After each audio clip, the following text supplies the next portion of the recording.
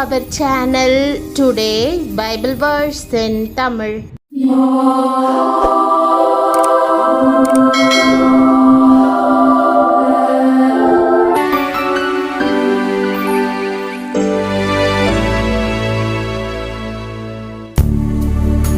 இன்றைய வசனம் 3 யோவான் 1 அதிகாரம் 2 வசனம். கிறிஸ்துவுக்குள் பிரியமானவர்களே, நம்முடைய ஆண்டவரும் இரட்சகருமான இயேசு கிறிஸ்துவின் வல்லமையுள்ள நாமத்தில் உங்களை வாழ்த்துகிறேன். பிரியமானவனே, உன் ஆத்துமா வாழ்கிறது போல நீ எல்லாவற்றிலும் வாழ்ந்து சுகமாயிருக்கும்படி வேண்டுகிறேன் என்ற வாக்குதத்த வசனத்தை இன்று நாம் தியானிப்போம். 3 யோவான் புத்தகமானது ஒரே ஒரு அதிகாரத்தை கொண்டதாய் இருக்கிறது.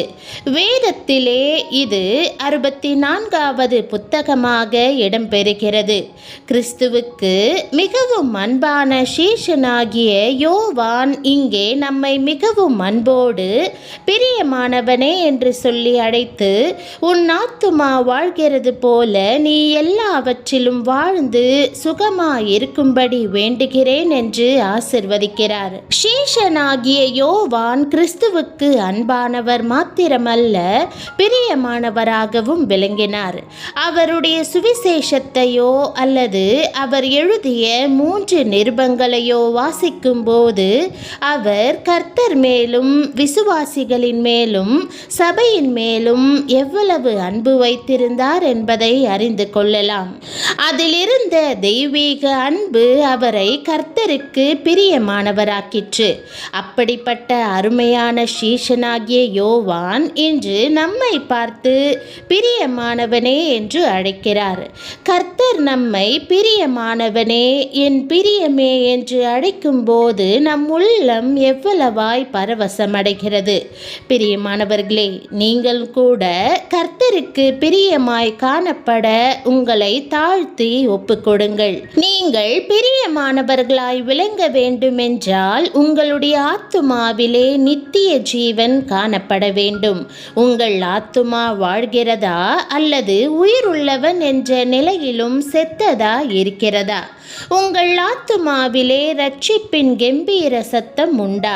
உங்கள் ஆத்துமா இருளிலே மூழ்கி கிடக்கிறதா? உங்கள் ஆத்துமா ஜீவன் உள்ளதாய் திடப்பட்டிருக்கிறதா அல்லது ஜீவனற்று வாடி வதங்கி கிடக்கிறதா? உங்கள் ஆத்துமா வாழ்வதற்காகவே கர்த்தர் தம் வாழ்க்கையை அர்ப்பணித்தார். உங்களை உயிர்ப்பிப்பதற்காகவே அவர் தன்னுடைய ஜீவனை கொடுத்தார். வேதம் சொல்லுகிறது, அக்கிரமங்களினாலும் பாவங்களினாலும் மரித்தவர்களாயிருந்த உங்களை உயிர்ப்பித்தார். வேதம் சொல்லுகிறது, நீங்கள் முற்காலத்திலே இவ்வுலக வழக்கத்திற்கேற்றபடியாகவும் கீழ்ப்படியாமையின் பிள்ளைகளிடத்தில் இப்பொழுது கிரியை செய்கிற ஆகாயத்து அதிகார பிரபுவாகிய ஆவிக்கேற்றபடியாகவும் நடந்து கொண்டீர்கள். அவர்களுக்குள்ளே நாம் எல்லாரும் முற்காலத்திலே நமது மாம்ச இச்சையின்படியே நடந்து நமது மாம்சமும் மனசும் விரும்பினவைகளை செய்து சுபாவத்தினாலே மற்றவர்களைப் போல கோபாக்கினையின் பிள்ளைகளாய் இருந்தோம். தேவனோ இரக்கத்தில் ஐஸ்வர்யமுள்ளவராய் நம்மில் அன்பு கூர்ந்த தம்முடைய மிகுந்த அன்பினாலே அக்கிரமங்களில் மரித்தவர்களாயிருந்த நம்மை கிறிஸ்துவுடனே கூட உயிர்ப்பித்தார். கிருபையினாலே ரட்சிக்கப்பட்டீர்கள். பிரியமானவர்களே, நீங்கள் கர்த்தருக்கு பிரியமானவர்களாக வாழ்ந்து வருகிறீர்களா? உங்கள் ஆத்துமா வாழும்போது உங்களுடைய சரீரம் தேவனுடைய ஆலயமாய் விளங்கட்டும். உங்கள் ஆத்துமா வாழும்போதுதான் நீங்கள் அநேக ஆத்துமாக்களை கர்த்தரண்டை வழிநடத்த இயலும். அநேகரால் நோய் கொண்ட சரீரத்திற்கும் ஆரோக்கியமுள்ள சரீரத்திற்கும் உள்ள வித்தியாசத்தை கண்டுபிடித்துவிட முடிகிறது. அதே நேரத்தில் நோய் கொண்ட ஆத்துமாவுக்கும் ஆரோக்கியமுள்ள ஆத்துமாவுக்கும் உள்ள வித்தியாசத்தை அவர்களால் காண முடிவதில்லை. ஆத்துமாவின் வாழ்வு என்றால் என்ன என்பது அவர்களுக்கு தெரிவதில்லை. இன்று அநேகர் ஒருவரையொருவர் வாழ்த்தும்போது பிரிய பிரியமானவனே, உன் ஆத்துமா வாழ்கிறது போல நீ எல்லாவற்றிலும் வாழ்ந்து சுகமாயிரு என்று சொல்லி வாழ்த்துகிறார்கள். ஆனால் அந்த ஆத்துமா வாழ்கிறதா, நோய் கொண்டு ஒடுங்கி போயிருக்கிறதா அல்லது மரணமடைந்திருக்கிறதா என்பதை அவர்களால் புரிந்து கொள்ள முடிவதில்லை. ஆத்துமா வாழ்கிறது போல என்று சொல்லும்போது ஆத்துமாவின் நிலைமைக்கு தக்கதான சரீர வாழ்வும் என்பதை அவர்கள் அறியாமல் இருக்கிறார்கள். சில வேளைகளில் இப்படி வாழ்த்துவது சாபமாக மாறிவிடுகிறதா என்று எண்ண தோன்றுகிறது. ஏனென்றால் சிலருக்குள் ஆத்துமா வியாதிப்பட்டு இருக்கிறது, சிலருக்குள் ஆத்துமா செத்து கிடக்கிறது. ஆத்துமா வாழ்வது போல எல்லாவற்றிலும் என்று சொல்லும்போது அப்படிப்பட்டவர்களை சரீர வியாதிக்கும் உலக பிரகாரமான சாவுக்கும் உள்ளாக்கிவிடக்கூடும். ஆரோக்கியமுள்ள ஆத்துமாவிலே அன்பும் சந்தோஷமும் சமாதானமும் நிரம்பியிருக்கும். ஆத்துமாவில் கர்த்தரை துதிக்கும் துதி இருக்குமென்றால் சரீரத்திலே தேவ பிரசன்னம் நிரம்பி வழியும்.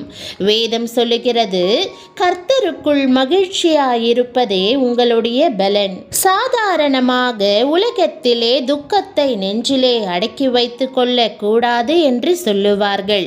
துக்கமான சூழ்நிலைகள் வரும்போது 4 பேரிடம் தங்களுடைய இருதயத்தின் பாரங்களை பகிர்ந்து கொள்வதன் மூலம் கர்த்தருடைய சமூகத்திலே விழுந்து ஆறுதலையும் தேறுதலையும் பெற்றுக்கொள்ள வேண்டும். அப்படி இல்லாமல் உள்ளத்திற்குள்ளே அடக்கி வைத்துக் கொண்டிருந்தால் நாளடைவில் அந்த துக்கம் சரீரத்திலே இருதய நோயை கொண்டு வந்து விடுகிறது.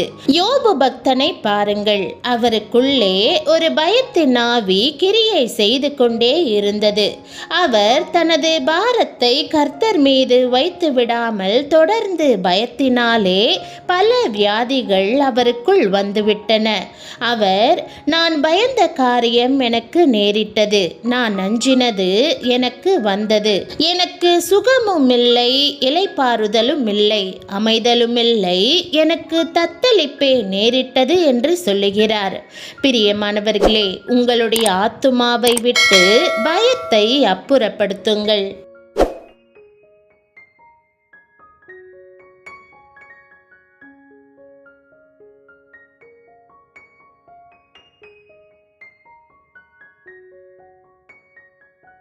ஜெபம். பரம தகப்பனே, உம்முடைய மிகுந்த கிருபையினாலும் அளவில்லா அன்பினாலும் நான் உயிருள்ளவனாய் வாழ்ந்து சுகமாயிருக்கும்படி வேண்டுகிறேன். என் ஆத்துமா வாழ்வதைப் போல என் வாழ்க்கையின் ஒவ்வொரு பகுதியிலும் உம்முடைய சமாதானமும் சந்தோஷமும் பெருகட்டும். இருளிலே மூழ்கி கிடக்கும் என் ஆத்துமாவையும் நோய் கொண்ட என் சரீரத்தையும் உம்முடைய ஜீவனுள்ள வார்த்தையால் உயிர்ப்பியும். கர்த்தாவே, என் ஆத்துமா உம்முடைய நித்திய ஜீவனை கொண்டதாக இருக்கட்டும். நான் அக்கிரமங்களாலும் பாவங்களாலும் மரித்தவனாய் இருந்தபோது உம்முடைய குமாரனாகிய கிறிஸ்துவின் விலையேற பெற்ற இரத்தத்தால் என்னை உயிர்ப்பித்தீர். இந்த உலகத்தின் வழக்கத்திற்கேற்பவும் கீழ்ப்படியாமையின் நாவிக்கேற்பவும் நான் நடந்த காலங்களை மன்னித்து உம்முடைய அன்பினால் என்னை மீண்டும் நிலைநிறுத்தும். ஆண்டவரே, என் ஆத்துமா உம்முடைய அன்பினாலும் சந்தோஷத்தினாலும் சமாதானத்தினாலும் நிரம்பட்டும். என் இருதயத்தில் துதி என்றும் இருக்குமானால் என் சரீரம் உம்முடைய பரிசுத்த ஆலயமாக விளங்கும். பயத்தின் ஆவி என்னை விட்டு அகலட்டும். யோபு பக்தனைப் போல நான் நஞ்சியவைகள் எனக்கு வந்து விடாதபடி என் பாரங்கள் அனைத்தையும் உம்மிடம் ஒப்புவிக்கிறேன். கர்த்தருக்குள் மகிழ்ந்திருப்பதே என் பலனாய் இருக்கட்டும். என் ஆத்துமா வாழும்போது அநேக ஆத்துமாக்களை உம்மிடம் வழிநடத்த நான் பயன்படுத்தப்பட வேண்டும். நீர் என்னை உயிர்ப்பித்தது போல மற்றவர்களும் ஜீவனை பெற்றுக்கொள்ள என் மூலம் செயல்படும். இயேசுவின் நாமத்தில் ஜெபிக்கிறேன் நல்ல பிதாவே, ஆமேன். என் ஆத்துமாவே கர்த்தரை ஸ்தோத்திரி, என் முழு உள்ளமே அவருடைய பரிசுத்த நாமத்தை ஸ்தோத்திரி. என் ஆத்துமாவே கர்த்தரை ஸ்தோத்திரி, அவர் செய்த சகல உபகாரங்களையும் மறவாதே. ஆமேன். தேவனுடைய நாமம் மகிமைப்படுவதாக. ஆமேன்.